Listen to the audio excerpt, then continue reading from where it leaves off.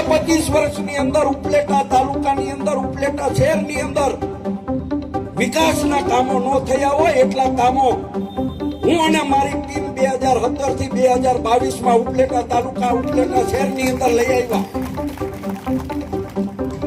કોંગ્રેસના વખતની અંદર કોટેજ હોસ્પિટલ બનાવી હતી વડવાઓએ, જર્જરિત થઈ ગઈ હતી. મારા અહીં પત્રકાર મિત્રો બેઠા છે, ચોમાસામાં પાણી પડતું હોય મીડિયા ટીવીમાં ચલાવતા, દર્દીઓ ઉપર પોળા પડતા હતા ઉપરથી.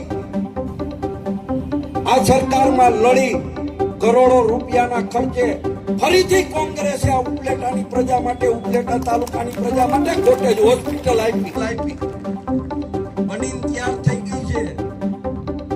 ઉદ્ઘાટન ભણના દીકરા એટલા હાટું નહીં કરે, પ્રજાને ખબર છે કે આ કોંગ્રેસના શાસનમાં કે આ લલિત વસોયા અને ટીમના પ્રયત્નથી બની.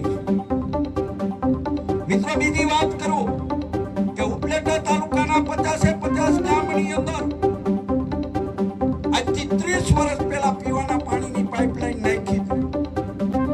એક પણ ગામની અંદર પાણી પહોંચતું નહોતું. અહીં ગામડાના લોકો બેઠા છે, હું એક-એકના ચહેરા જોઈને કહી શકું કે આ ગામના.